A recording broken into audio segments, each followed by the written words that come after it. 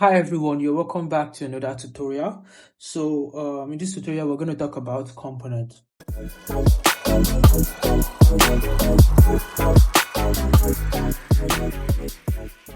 So as a beginner, the more you make use of Figma, you will notice that you're going to be duplicating a lot of elements, and the more you duplicate these elements, you also notice that you need to edit those elements individually.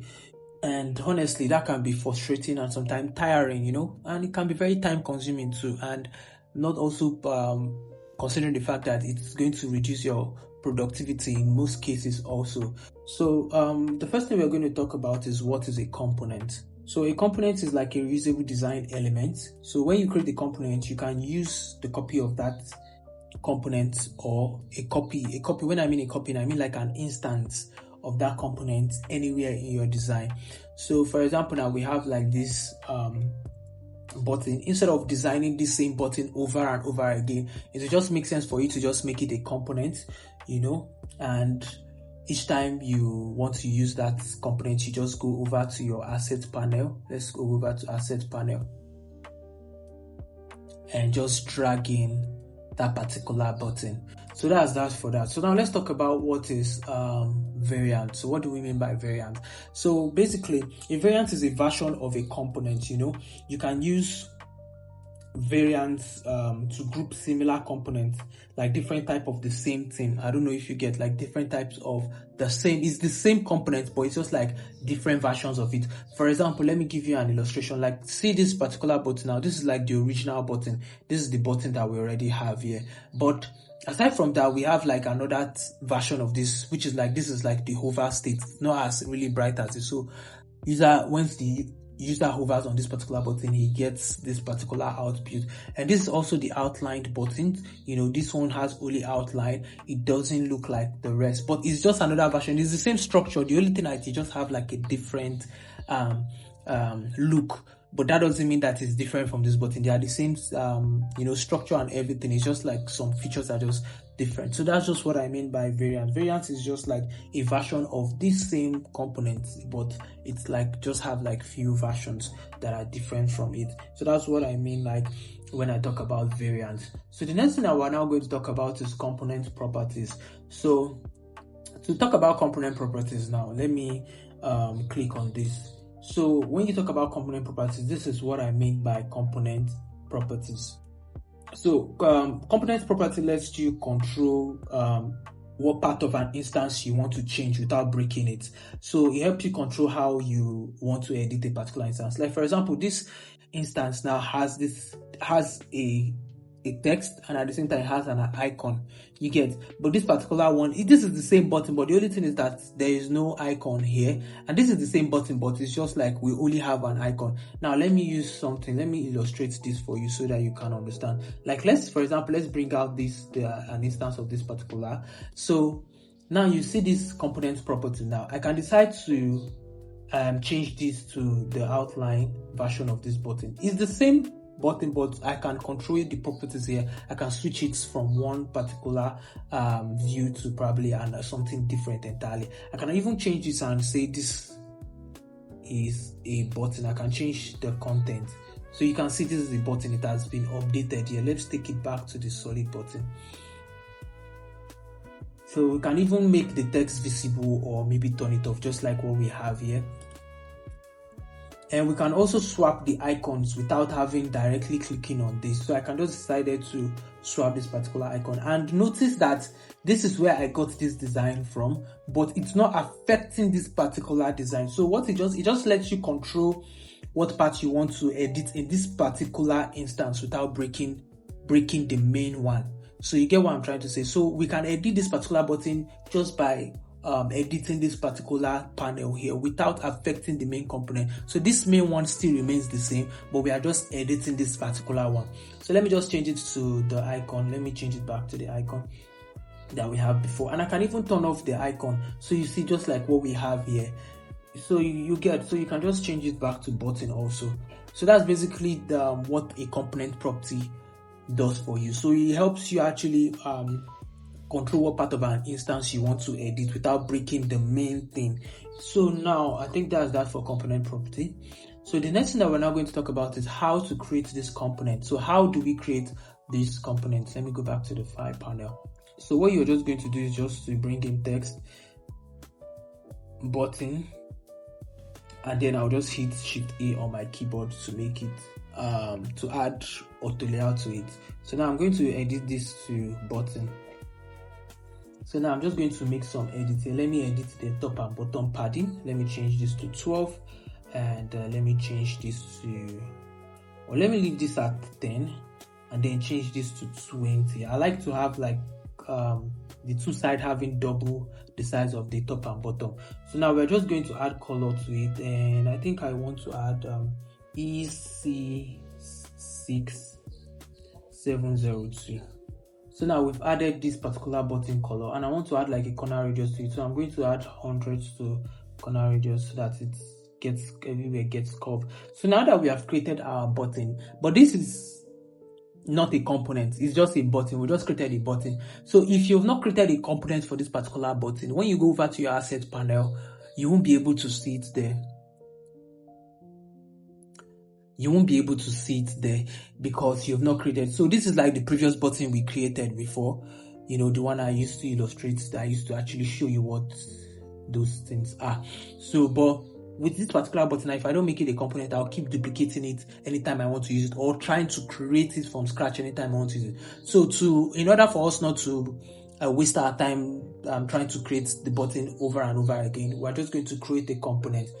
So this is where I'll just click create component. So once I create components, now the component has created, and immediately you see it has been updated under the assets panel. So under the asset panel now we now have this as a component.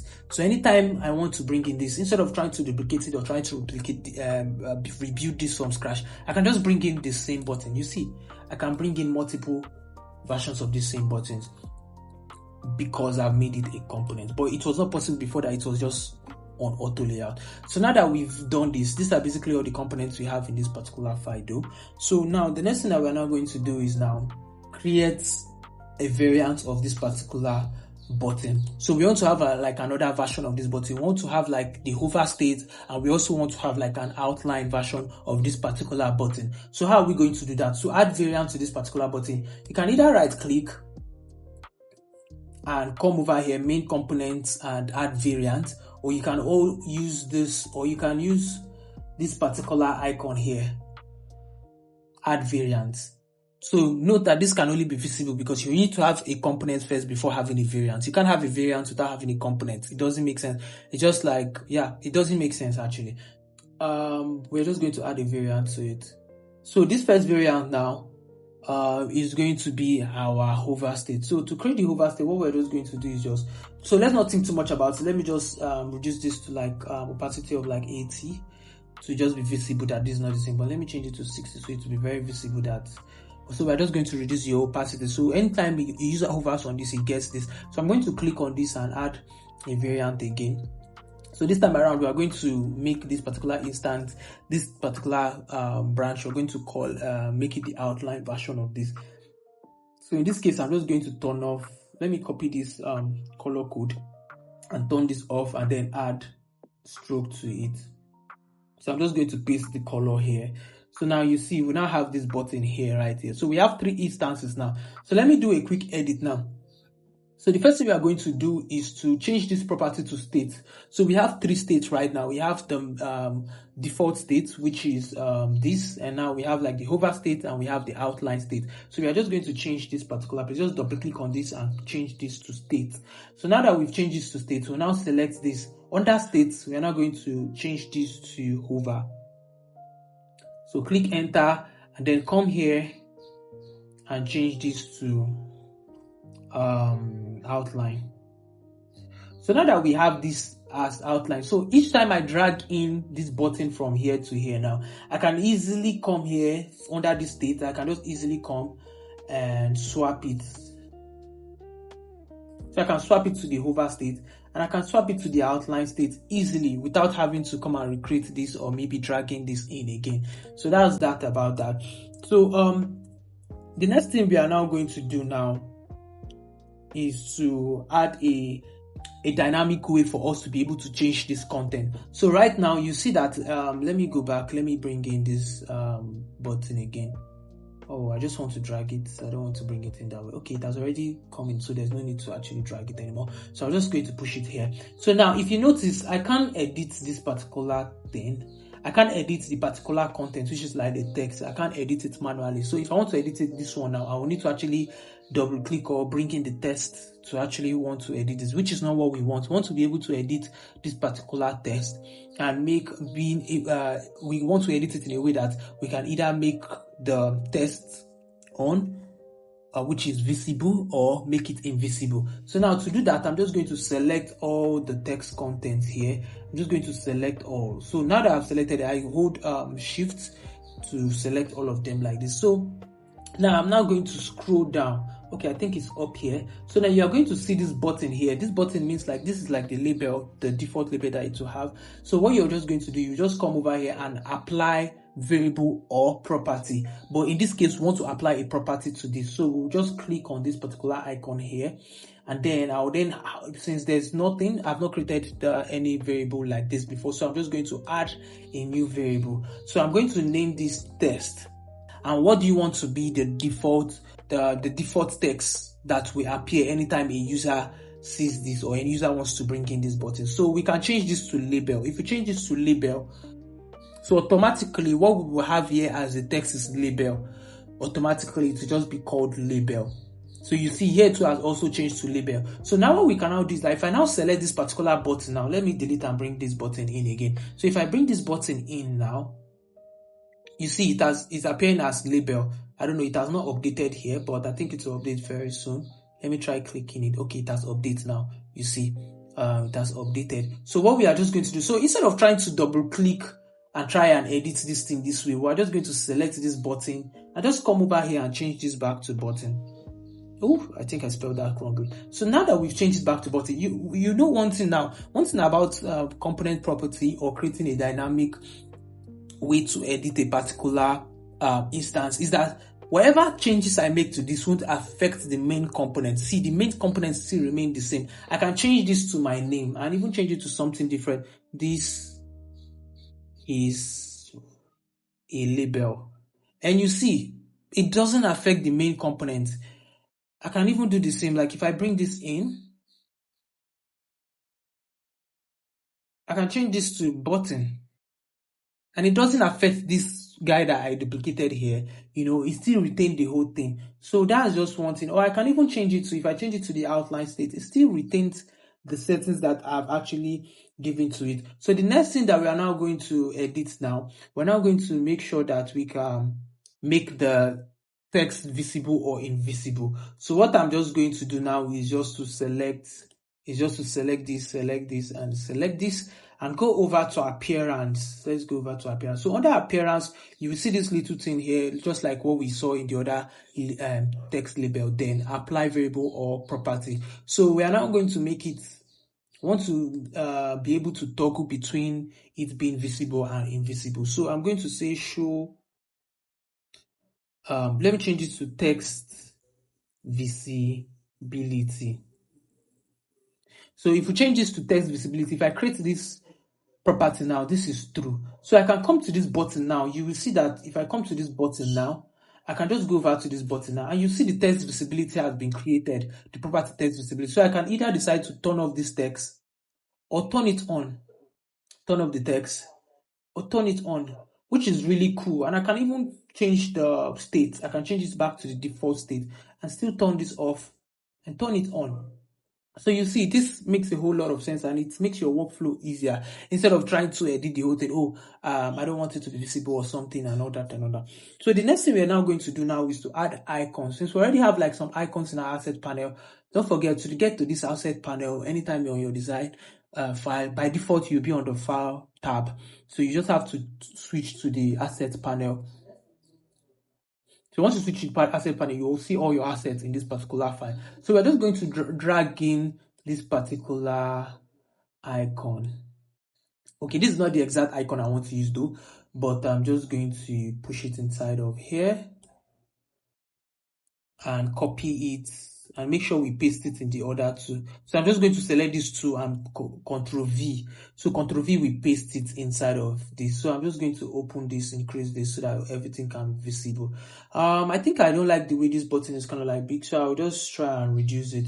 So I'll just reduce the button size. So I'll just try to reduce it. Let me reduce it to like 20 and see if it looks okay. 20 doesn't look bad, but I think let me try 16. All right, so oh damn, I didn't select this other one. So let's just go back and make sure we select everything, please. So let me select this and change this to 16. I think I like 16. So everything has decreased. Or let's just leave it at 20. I think 16 is just too much. Let's leave it at 20. So 20 is okay. So the next thing I'm now going to do, I want to just reduce the gap. Let's change the gap to like 8. I think 8 is okay. So now you see most of the changes that we make here are actually affecting this. But now you notice that if we click on this button, there is nothing. We cannot edit the icon. We can't change the icon, or we cannot turn off the icon or turn it on. And sometimes you might want to create a button that doesn't really need, there's some city here that doesn't really need like an icon in it. So you will need to actually